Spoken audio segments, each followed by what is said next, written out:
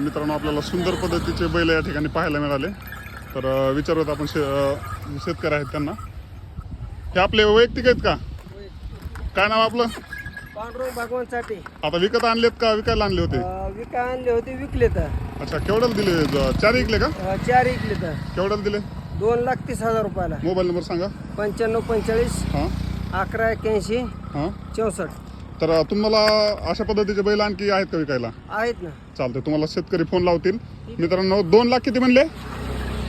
2 लाख किती म्हणले? 2,30,000. 2,30,000 रुपयाला 4 बैल एकदम टॉप क्वालिटीचे त्यांनी आज दिलेले आहेत. तर तुम्ही पाहू शकता बैलाची ठेवण वगैरे कसे आहे.